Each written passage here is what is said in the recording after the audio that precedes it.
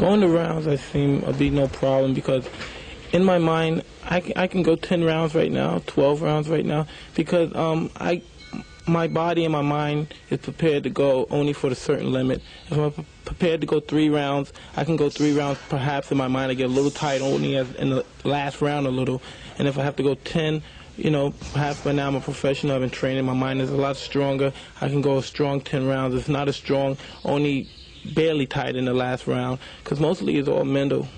Because now being a pro, after going 4 rounds, I wasn't even tired, and fighting as an amateur, only when it comes to the last round, in the last minute or so in the round, I'm breathing heavy, and now I notice it only has to be mental. It couldn't be physical.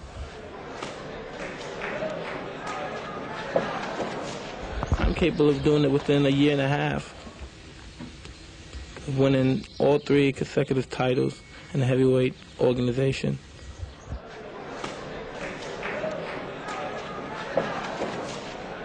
Well, Floyd Patterson, and Jose Torres is Jose Torres. They learn from the same teacher, but you could take 10 Harvard students, and they all learn from the same teacher in the same school. But then when they go to perform in a court as a lawyer, they all have their certain character which they perform under. And I think it's the same way in boxing. You can have the same teacher, but with the character you possess, you always come out to perform different.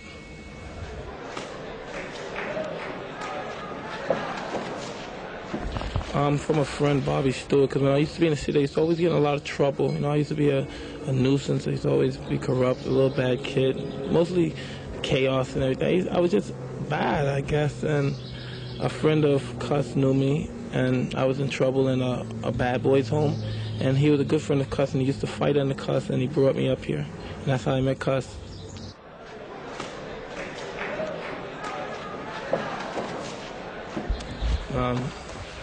Never. Mike Tyson's career could never be hurt or blemished from any amateur career, because the people in general, the people that count, everyone knows what Mike Tyson's about. Mike Tyson's about making exciting fights and pleasing the people, besides being a good fighter himself.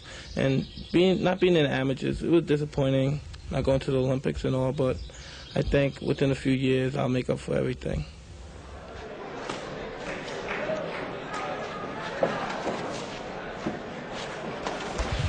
Sparring has been difficult for quite a while. I don't think it's the reason because the fighters are not good enough or anything. They just don't like to come to a camp and train real hard and spar hard. They like to take it easy. They like to beat up on their sparring partners and get the better.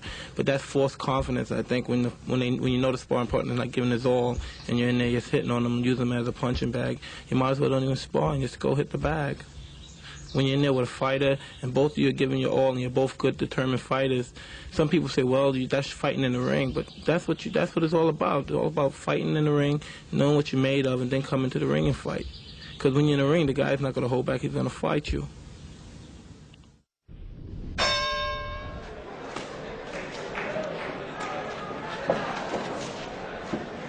I could have worked harder. It was a situation that became lackadaisical, and I just wanted, to go and get it over. I really didn't want to go there. I really preferred to stay over here.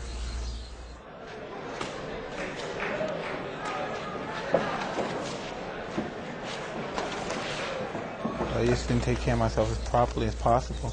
And still in all, I believe that even though that I fight up to par, still, I should have won that fight because of the situation that happened. But then again, I never cry with spilled milk. It's over, it's over. I just based my opinion, the situation. And not crying over it. That's my opinion, that's what I believe. And that's was a fact because it was witnessed. And so, it's just one of the things. I was sleeping and I got my ass whipped. And it doesn't change me. I'm no different, no less of a person or anything. It's just I got to brush myself off and come back.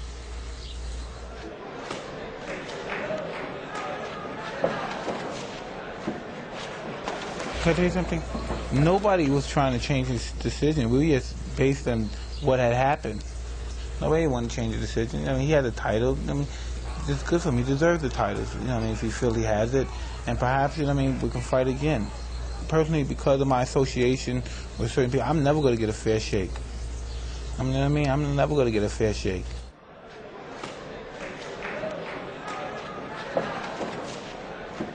Not at all. I just like to live the way I want to live. I like to do what I want to do.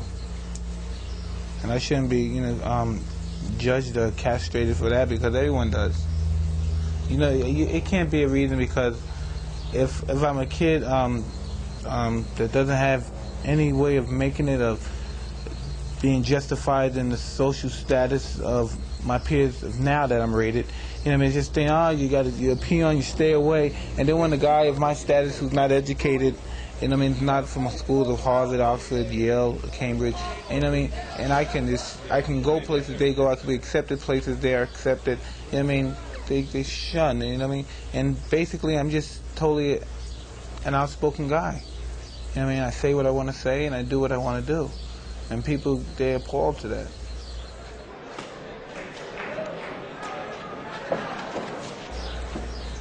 They articulate for me, and that's something that I could do very well on my own.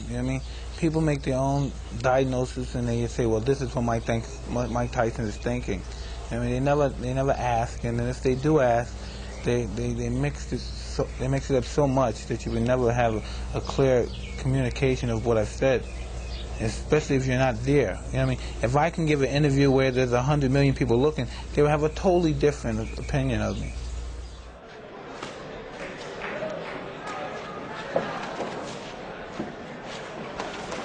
Well, I believe a lot of people want to see me self-destruct. They want to see me one day with handcuffs and walking in a police car, or going to jail, or like you seen Marlon Brando's son. People, they love seeing me. Look, this is what I told you. I told you he's headed for that. I told you he's headed for that. You know what I mean? But the objective, my objective of life, and my sole success is that I'm successful. That I'm not in jail, and I'm not in Brownsville anymore, and I beat all the odds. That people say you're too short to make it, you're never going to make it, you're not big enough, and and my kid is able to. He's born wealthy.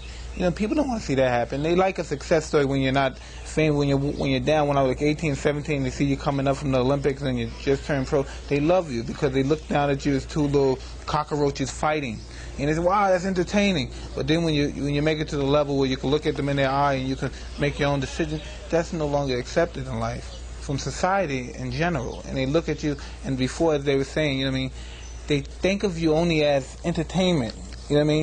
Like society, like even white corporate America, they'll come to see you fight a white fighter because they don't respect it as an intellectual sport. They respect it as two guys in this physically. But once you're at the level where you're challenged intellectually, it's a threat. And when you're dining and you're hanging out at the places they hang out, and you're making it as a social status where they could never dream of seeing you at. When at first they perceive you as something, as a piece of entertainment. It's one of the books that's on your night table, and the book is called The Maverick Mindset. And it says, the subtext, The Journey from Fear to Freedom. Why is that book appealing to you? It's just overcoming situations that you believe that were unable to be overcome. That's how I take it. People have so many different variations that you can take it, but I always see it as something that you never, a boundary which you never cross because of that fear factor.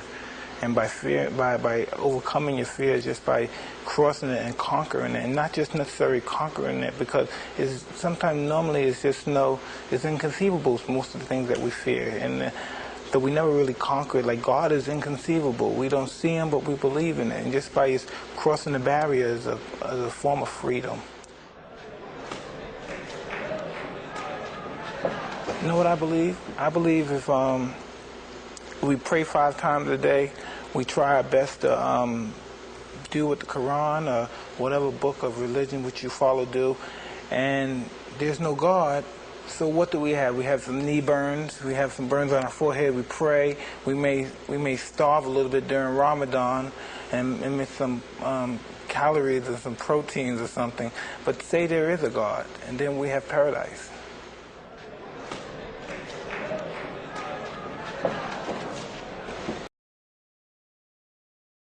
About God, I get emotional. I just get emotional talking about God. When I'm with somebody who really truly love God on the level that I love Him and understand Him on the level that I love Him, I feel that way about Him. So, most times we could talk about God and you could vibe with someone when they're really not there. So you just go through the motion for your own salvation. You explain to them about Islam and the way of Islam, how it is wholeheartedly and truthfully. You know what I mean? Which there's no compulsion, there's no hatred. It's insane how different religions have different variations, and we're supposedly be the same under the same God, which is Allah. And it's a complex situation when we deal with religion.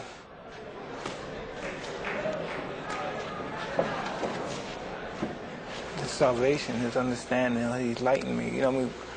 Before I became a Muslim, I've known Muslims all my life. You know what I mean? But I never had any inclination of becoming a Muslim because I didn't think their conduct was. I thought it was all hypocritical. But then when you run into people, individuality allows people to act certain ways, and certain people conduct themselves in other ways, and certain people conduct themselves in ways that are different from that. And I was just saying, a Muslim is just your conduct, and when you conduct yourself Islamically, and only God can judge you, basically. You know what I mean? Men judges men's action, God judges your heart.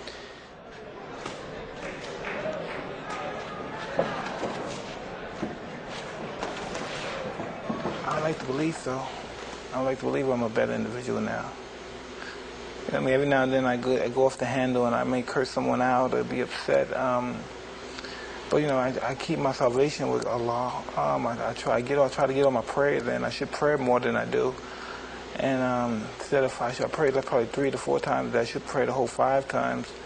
And I just try, you know what I mean? See, you know, it's interesting, Mike. You've become conservative over the years. I heard you talking about welfare is a bad thing. Private schools may be a good thing. You know, you're concerned about the welfare of your kids. You're concerned about violence. Not that that's a conservative posture.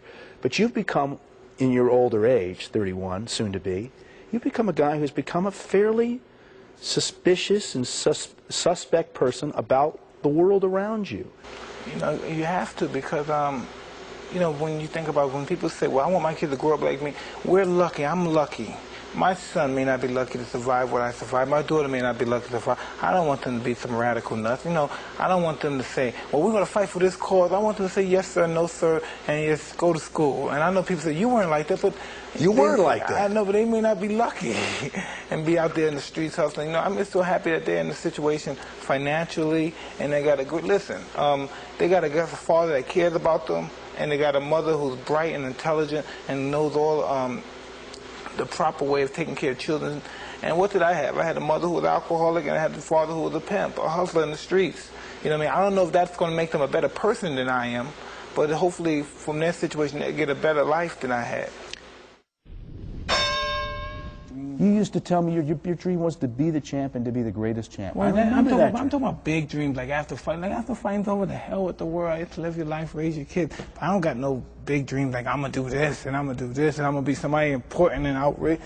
Nah, man. Me being champ or me being a fighter is just being one of the guys. You know, that's not nothing serious. People take more serious than it really is. Life is taken too serious. Life is sometimes, over-exaggerated, I think, sometimes. You told USA Today last week that the biggest mistake you've made in your life was to get involved in boxing in the first place. That's hard for me to believe. Now, all the great things that have happened for you, I mean, there's been a lot of bad things. More bad than good. But not because of the sport of boxing, not because of what you did in the ring. No, listen, boxing exposed me to other people in boxing exposed me. The only reason that other people took pot shots at me because people in boxing did. When they saw people in boxing, the writers take pot shots, write books, try to get off and exploit me. Inadvertently, they felt that it was okay, they can do it too. So everybody just took shots at me. That's how come a guy like me, what chance do I have? I have no chance in this country. I can never have started a good life, a healthy life in this country. Because it's widespread that I'm just a bad apple. Do you have more regrets than you have dreams? Yes. I mean, I'm just happy one fight at a time. You know what I mean? I'm not racing to grab no title. It's one fight at a time and establish my livelihood more so than just anything else. You know, I'm a human being. I've never been perceived as a human being. Never. I never always been perceived as a freak, an animal, some young kid that's the strongest guy in the world, or something like that. I've never been really perceived as an animal because I never broke down or cried or showed much emotion about anything that I endeavored. And so I never really been perceived as like a human. Because when people speak of me, they don't speak of me as somebody with feelings or emotions or anything. You got 4 kids? 5? 4. 4 kids. 4 kids, including a brand new baby. Yeah. 4 kids, brand new baby. What should they think of their daddy? That's important, what they think of. No one else. It's not important what anyone, it's important what your kids think, what your wife think. What should they think of you? I don't know, they should, they all have different, me and my wife is 2 different, I really don't know my wife that well, understand her. And I'm sure she doesn't understand me because I'm so wishy-washy sometimes. But and some people, that's their main objective, to sit down, to study their mate, and to know their every move for they can. I don't really care. Either you're with me or you're not. What do your kids talk to you about? What do you think? It's love. It's all about love. It's all about kisses, loves, taking them to Jeepers and taking them to little restaurants, feeding them, helping them with homework. You're just a daddy today. Yeah, it's real simple. You would hope that they would someday get all the information and still admire you as their father. Because? Listen, I don't know about all that stuff, if they're going to admire me or anything. But I know they're going to have the chance to be a good person. They're going to have all the opportunities. You know what I mean? So they're going to make a choice whether they're going to be a bum or a good person. They're going to have the resources. You don't feel you're in financial straits. You don't feel like... Me? That's asking. my biggest problem. I got too much money. I get to it comes too quick. That's my biggest problem. I wish I had money problems. Like, well, we hear all these rumors. Oh, he's got to fight because he needs the $50 million, and that the government's got $30 million on the houses. Listen, can I tell you something? How much? If I owe people $20 million, how many times I have to throw my right hand to get $20 million? The reality, how many times I have to throw it? Are you saying that you're just a mercenary now for the money? I don't know. There was a time, Mike, where you fought because you loved it. You wanted the title. The money was great, but it really wasn't the motivator. Well, I didn't have 4 kids and a wife. You know, I didn't have those responsibilities then. So I could just fight one day after fight, go grab a girl, and just, come on, let's go to Bahamas for 2 weeks and just hang out. Then if I get tired, I say, well, you go back home and then call somebody. You know, you can't do those. What's it like to go to a sheriff's office and to have to register as a sex offender? I don't know. It's just no. Did it feel demeaning to you? I have no. I don't get embarrassed. I have no dignity in that perspective. Like when I was there, right? There's nothing but ladies. Like there's nothing but ladies in the sheriff's office. So the lady said, well, what did you get convicted for to be here? Well, I said rape. And I said real loud. And my friend said, no. He said, sexual assault. And the lady started laughing. That's rape. They said I raped somebody. You know what I mean? But after the all ladies came, hugged me, kissed me, I signed the autograph. Because anybody that's a sophisticated adult and they seen the situation that happened, they know that's bullshit. You know what I mean? But you didn't rape her. Listen, we're not going to go. I don't want to touch it too much, but it's so much bullshit. Yeah, I raped her. Give me a break, okay? Remember Raging Bull, the movie? Yes. There's that scene where Jake LaMotta, I think it really did happen, but it was in the movie. Robert De Niro, as Jake LaMotta, starts banging his head against the wall. Why? When he was in prison, right? Yeah. Did you ever feel that way? I'm too sophisticated to do that. You know, it's just, I'm no fucking brute. You know, just things happen, and I said, well, listen, I screwed up, this happened, and we deal with them. You know, Customata taught me how to be. He was a strong man. I'm strong, and I'm mean. And there's nothing that could break my spirit from that perspective. Nothing's going to make me get on that. I'm never going to get on my knees to no one.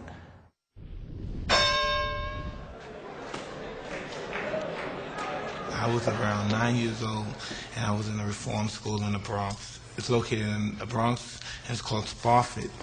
And one day we went there and we saw a movie, and the movie was the greatest. I believe it was 77, 76, the movie appeared. And after the movie played, Muhammad Ali walked in, and I was just flabbergasted just to look at the champ. It was just, and after that day I said, wow, I'm going to be just like this man. You know what I mean? And I don't know, it's just, he just gave me an inspiration to accomplish something, to have a goal. He just gave me a goal, and just to just label him as a boxer is just as a disjustice. He motivated people's morale and their sense of belief and moral standards in himself. He would have been a great general, a great leader, a great congressman, a spokesman, if not a fighter, but with the same character and personality that he possesses now. He was one of those rare, interesting people.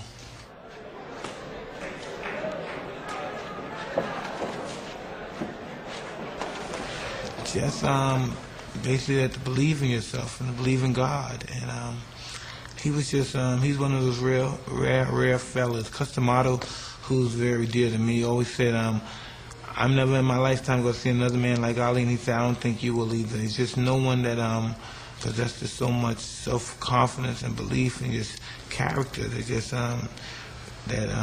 rose to the level and transcend boxing to the level which is never seen before.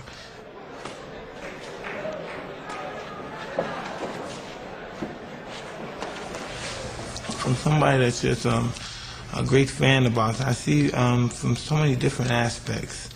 And I just watched them. I watched the fights from 1890s, 1880s, and I just love the fact is to see how Ali is just head and shoulders above the rest, just and personality and presence alone, you know.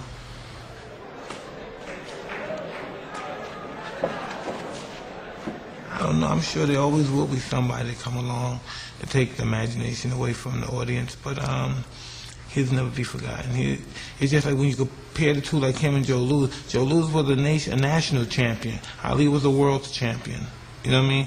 America covered Joe Louis. The world loved Ali. There's nowhere Ali can go and he's not recognized.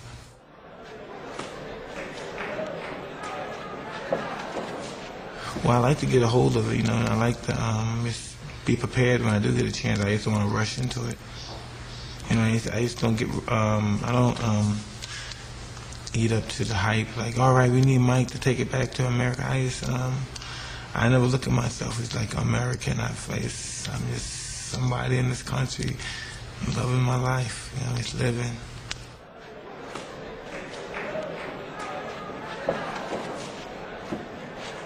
Well, I wouldn't say that. There's so many great fights. You know, there's two guys that are nobody that can get together. The chemistry's right. That's a great fight. There's been so many great fights.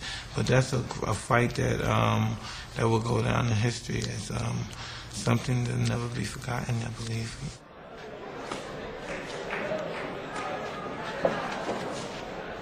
I had a great deal of respect for Muhammad Ali. I had a great deal of respect, and I've never seen a man of his stature before in my life, and I just never forgot him. I just thought that's something that I would want to do one day, to accomplish the fame and fortune that he accomplished.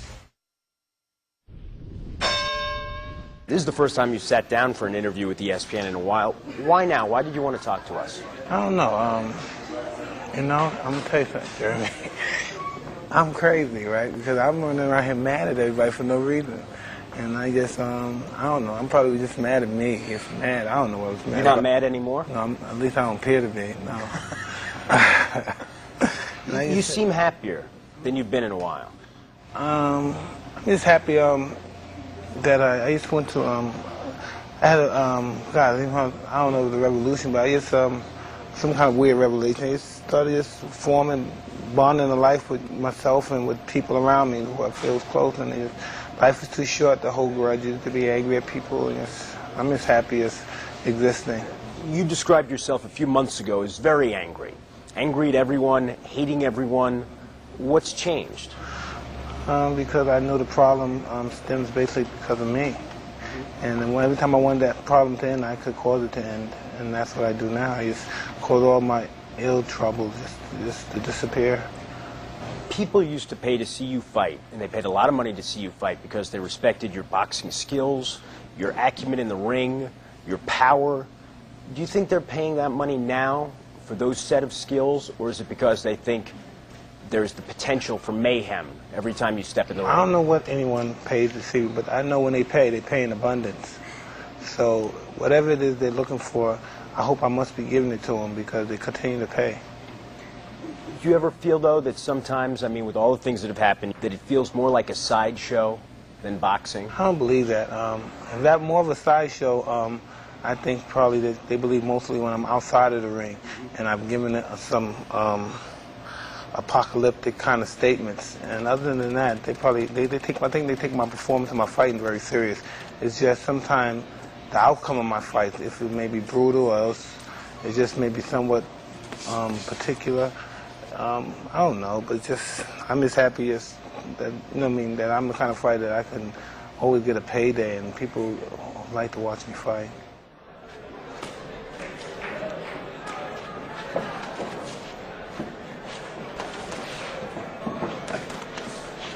I don't know. Mostly all of them in some fashion or another, because the only thing that we all have, I would explain, the only thing that we all have in common up there is that we all were poverty-stricken.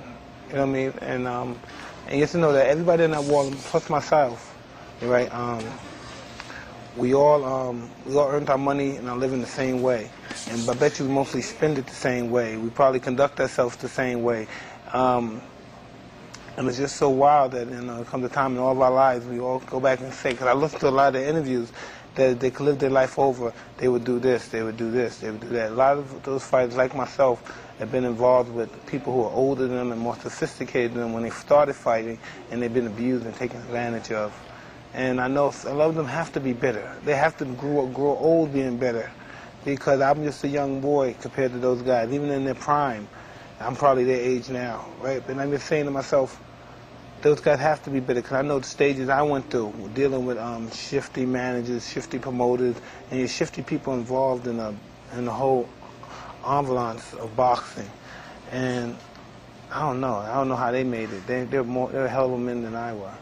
In 1998, you were evaluated psychologically by doctors at Massachusetts General Hospital. They determined that you were suffering from depression, as you just said, low self-esteem, and that you had problems with anger management. How have you tried to address those problems?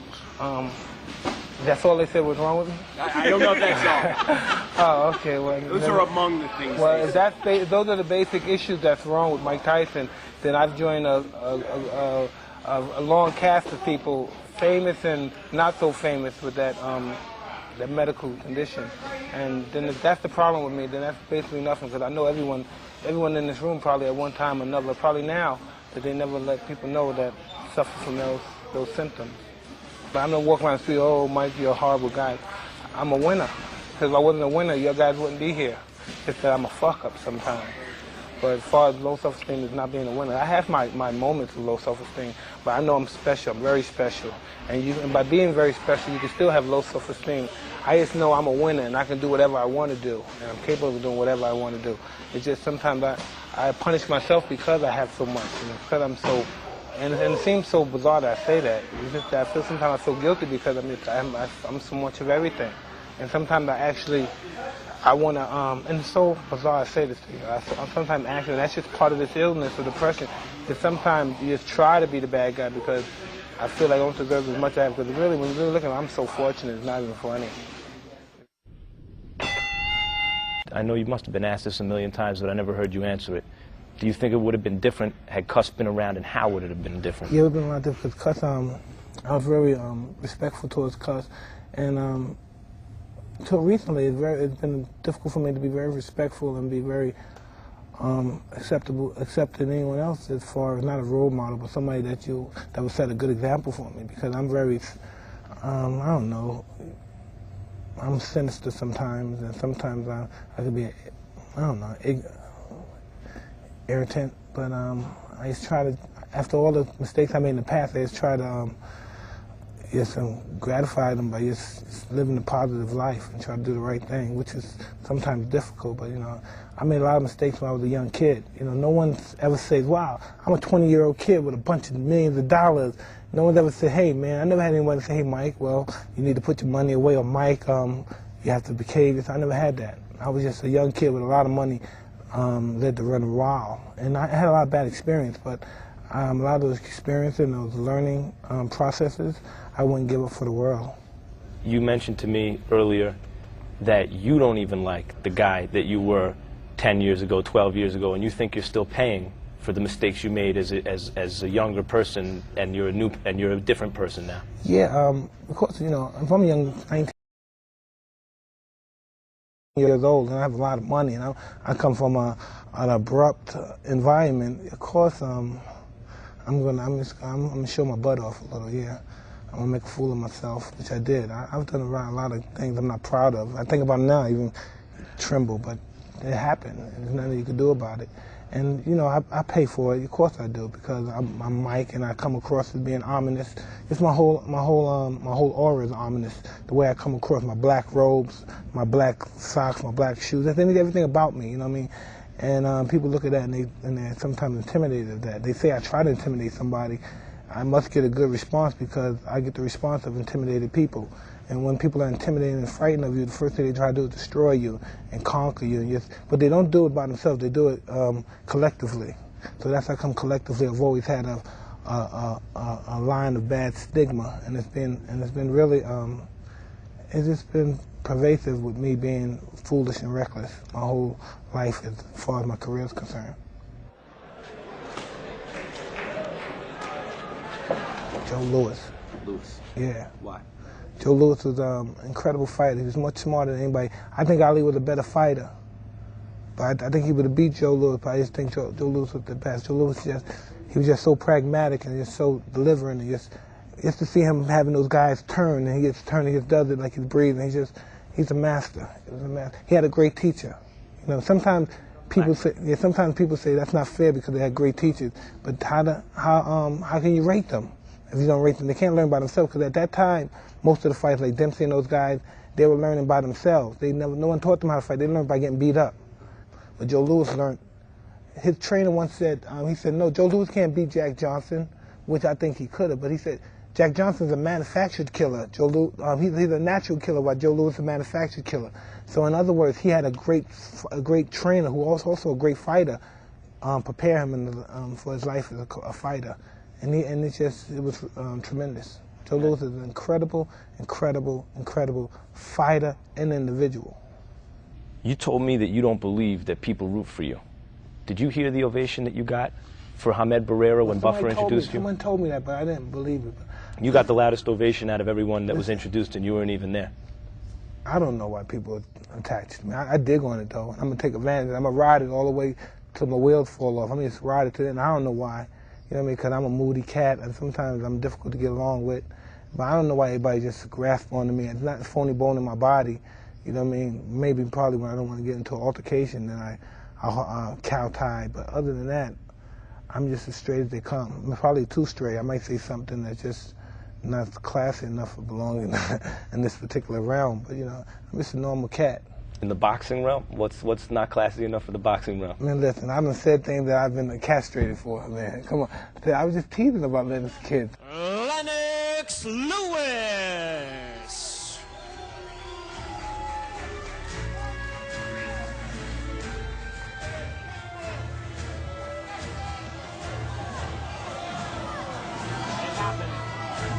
Man, he don't have no kids. I don't want to eat his kids. God, man, I have kids. I don't want to eat this damn kid. Want to play name association with you. You don't have to answer in one word, but whatever comes to mind. Evander Holyfield. An awesome guy, a real strange guy, a real quiet guy, a real kind guy, and you just want to live his life. And, you know what I mean? Let him live his life. God damn. So what if you have two or three? Man, we're human beings. We're going to screw up, man. Better men than him have made mistakes concerning matters of the heart. Customato. God, I don't know. I don't understand why he died so soon. It's like I've been with him since I was 12, 13, and I died in that's like 6 years. Not 6 years, 7 years, but he died so quick. It happened. The 6, 7 years that went by so quick, and he died just so rapidly. He aged old, and he has had a lot to teach me. And I really believe that he was real fond of me. In fact, that in the position of actually loving me, and it just sucks. You look at him as a father still? No, I cannot equate because I've never been in that relationship. Father-son, shit. I can't do this. I'm talking about somebody that's so close to me and so much involved with boxing. And I never evolved my personal life with my fighting life. I learned that, and it's just that when we talk about them, that's my personal life involved with this bullshit. And it's just, I said, how the hell am I got the two? You know, I try not to put the two together, but it's just so hard not to put the two when you mention it. Should I hate Robin Givens as a boxing fan? Hate because, you know, Robin Givens was married to Mike Tyson, which wasn't a picnic. It was like Friday the 13th, right? So,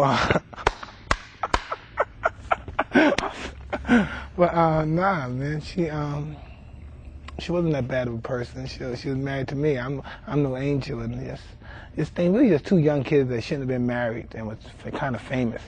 It shouldn't have been married in the first place. What do you want to tell your fans, the people who still love you, who give you the shirt off their back if you saw them in the street? Do you want to tell them anything? Just don't give up on Mike, because Mike has got a lot of fight in him. It's just that Mike's the kind of guy that got to bring the passion out. I mean, it's one of those guys that gets boom, wake up in an instant, say, come, let's just go fight and win. You know, and then sometimes I could be trained every day and just be not into it and get beat by the cheapest $2 whore out there. But that's just how I am, character like that.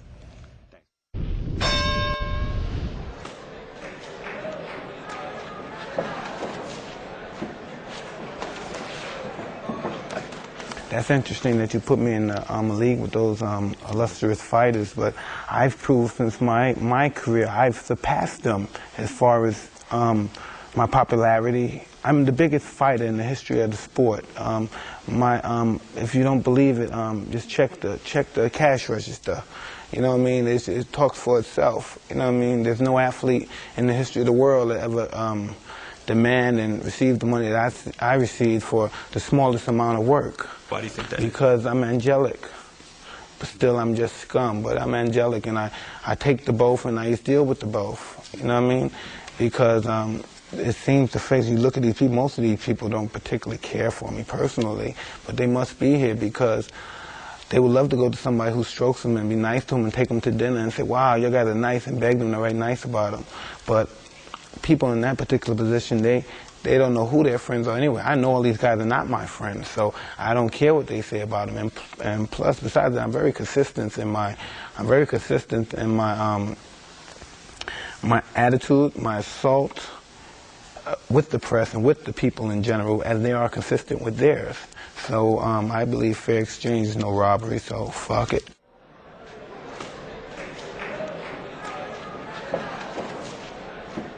I think the average person believes that I'm a fucking nut and I deserve whatever happened to me. That's what I believe. You know, you just hear what people say about me. You don't look in their eye and look in the core of them. You don't even know you're a young man and you're very knowledgeable. You know what I mean? You have wisdom, but you really don't know. You haven't been in the cooking pot, so to speak. You know what I mean? You're just a guy that has a lot of knowledge and you just can't wait to show everybody how intelligent you are.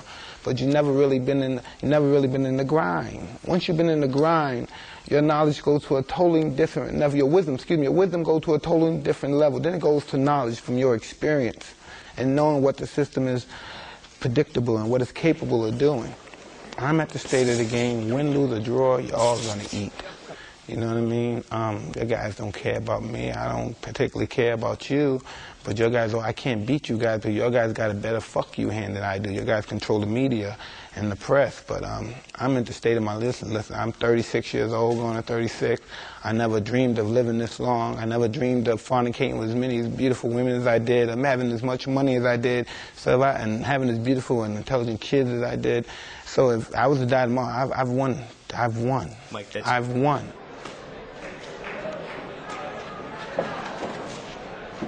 Sometimes I know I say things and I offend people. I ask this lady lewd questions because I'm in a lot of pain too. You know, I'm just in a pain that I'm going to have for the rest of my life. And by some way, a little is probably, I'm trying to give some of that pain to y'all. You know, I mean, sometimes you guys, you have no pride, so it doesn't matter what I say, it doesn't affect you guys because your guys don't care about nothing but money. So every now and then I kick your fucking ass and stomp on you and put some kind of pain, inflict some kind of pain on you because you deserve to feel the pain, somewhat of the pain that I feel.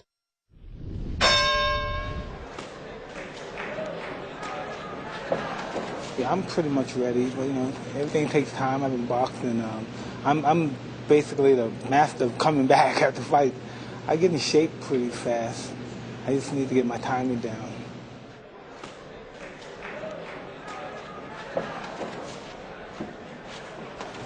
Sometimes I think it is, but then I enjoy getting in shape. I'm pretty vain in that perspective. I love when my body looks in shape. I love when I have the endurance to run 7 to 8 miles and box around. And I like staying in shape.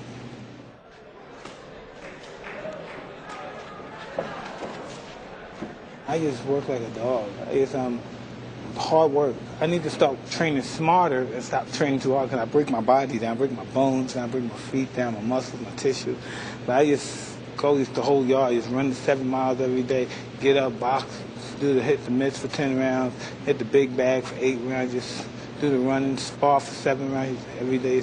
You kill my body, just work it out, and it just eventually all comes into place.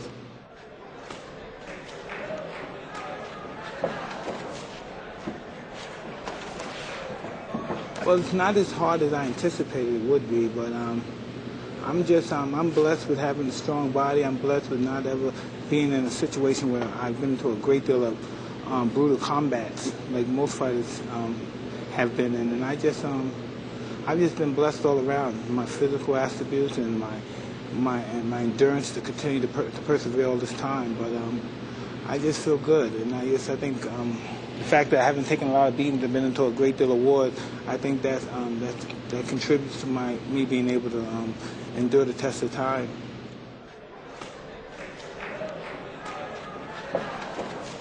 I want to be champ again.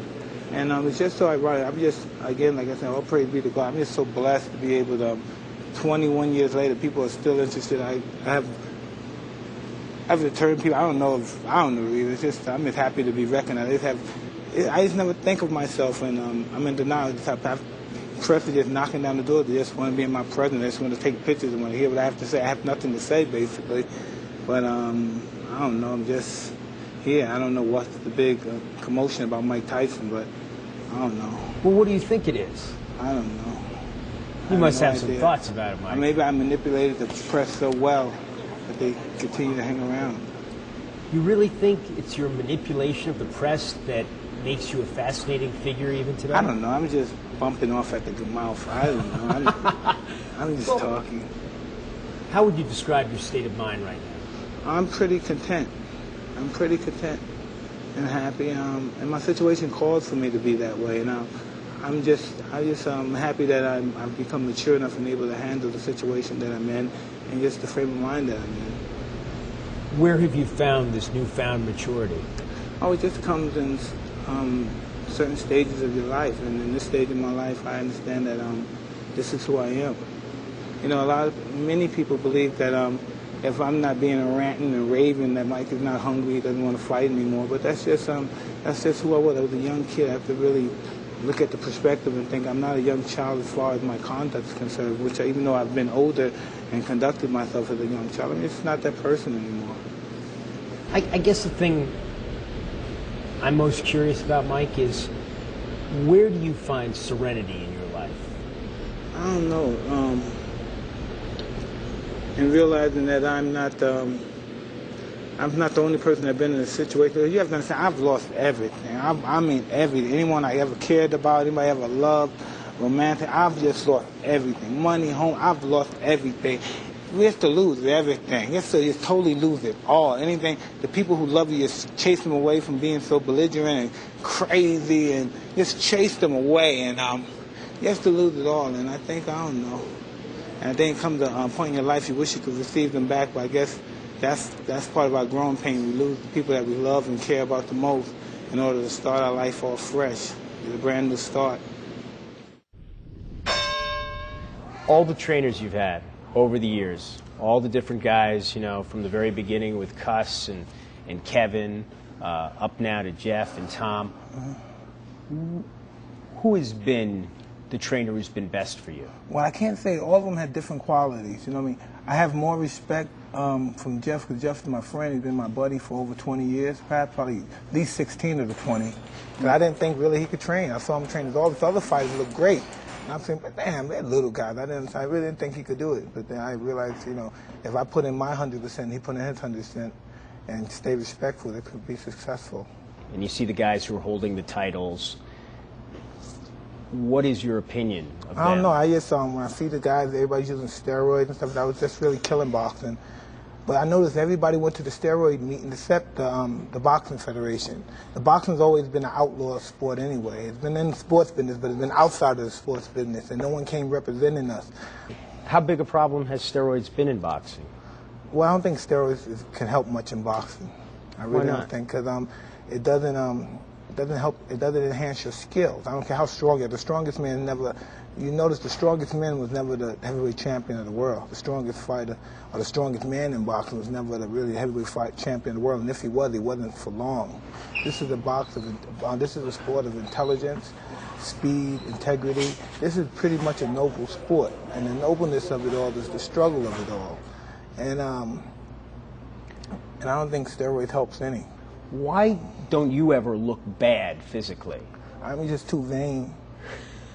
It's too vain. I don't know. I used to watch the old fighters. I watched guys like Gene Foreman, Carmen Basilio, Ray Robinson, all these guys, Kid Chuck. You watch all these guys, right? The Rocky Mountain. You watch these guys, Dick Tyus. Watch these guys, Amy Griffin. You look at their bodies. Golly, you say, you sure these guys? They should have used these guys for when they did Michelangelo or David or these guys. They should have used these guys' bodies. Are just there's no athlete that has a body like that. Perfect physique. It's just perfect, and I'm saying, look at these guys. You know what I mean? It's incredible, and I always wanted to be in that frame of mind. You look at guys like Mike Weaver, Ken Norton. Golly, forget it. These guys, and you look at their body. Even people in time, they say, "Wow, this is a man. This is an athlete. This is how an athlete should look." You know what I mean? It's conditioned. You know what I mean? With a great body, but a body that's made to accept punishment. A body that's made to just take a man beating him with a bat. It's just made to absorb punishment. What did you respect the most about Jack Johnson? How hard do you think he had it as a black champion at that time? Well, listen, you just have to think, this guy was marrying and dating white women, regardless of their stature, if they were prostitutes, if they were fast women. People were getting lynched for reckless eyeballing, for looking at them, and he was dating them publicly, which I thought was crazy. You know what I mean? So he was doing things out in public where people wasn't able to do since in the 50s or 60s, basically, in public. And it was just crazy. And he was really brash. He was really somewhat disrespectful in some forms, even though, and at this term, he was somewhat disrespectful as well, the way he talked to certain people. But I thought he was just an icon of dignity and pride for his time, for the people of now, you know what I mean? The people of now times. People look at him as somebody that fought against the white man, but he wasn't. He wasn't that kind of guy, because he wasn't for pro-black either, Jack Johnson. If anyone knew that, he wasn't pro-black. He was just pro being equal. You know what I mean? He didn't believe in marching, and he didn't believe in fighting for black. He wasn't for the black cause either. He was for Johnson's cause. He was pretty selfish as well. You know, that's just being very honest. You know, I'm just being honest. I know Jack Johnson. I knew his history. He was pretty selfish as well. He thought more about Jack Johnson. He really did. You know, people talk about the great heavyweight champions and their places in history and what they mean. What is your place in that history of heavyweight champions? I don't know. I'm just happy to be remembered by the people. You know, if they think I'm one of the greats, and I'm just happy to be. All those guys basically my heroes. So I'm happy to be mentioned in the same breath. That was just my dream. I never wanted to be better than those guys. I just wanted to be able to be friends, that those guys knew my name and I could shake their hand. They say, "Hey, Mike, how you doing?" And I would say, "Whoa, Jersey Joe Woodcock knew my name? Wow, that's really crazy. Muhammad Ali, Joe Frazier, they know my name?" And that's a big thing to me. When one day I met Joey Giardello, and he just came to my training, and I was just I was like, "Whoa, that's him?" And I always read about him and his handicapped son, Carmen. I've been reading about him ever since I was a young boy. And I saw him one day, and he came in my training camp, and I was jumping rope, and I just couldn't work out. I was just, I don't know, I broke out in hives. And I was just so happy to see him. I was just, wow, and I said, wow, that's Carmen. I just knew his whole life. And it was just amazing that he came and saw me. You know what I mean? I just thought that was awesome. And these guys knew my name, and that was a big, that's better than those guys. That's more important than me receiving $1 million. How do you prevent your life from ending as a Greek tragedy? Oh, it's never good. I never had a Greek tragedy. I probably was on the track, but I've never, nothing tragic about Mike Tyson. My life was tragic before I got involved with boxing. Living in Brownsville was pretty tragic. That was tragic, but I never had no tragedy. I had some money, lost some money, I went to prison. That's the basic everyday life. James Keating went to prison. A lot of people went to prison. Mike Milton went to prison. You know, Jesus Christ went to prison. A lot of people went to prison, but that's not the end of their lives. You know what I mean? That's really not the end of life. Probably the beginning once they come out. Because there's a whole different life then. There's a whole different life that we'll be preparing for once we get out.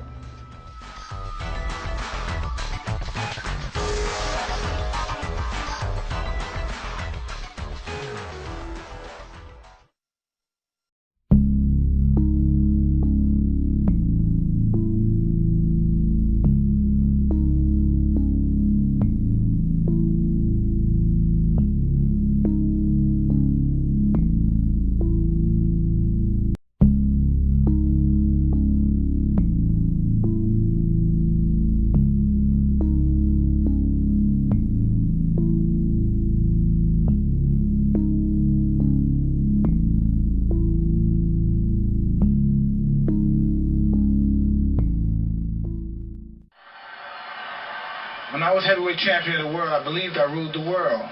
I had homes all over the country, I had luxurious apartments all over the country, I had the most exquisite cars. But I loved leeches.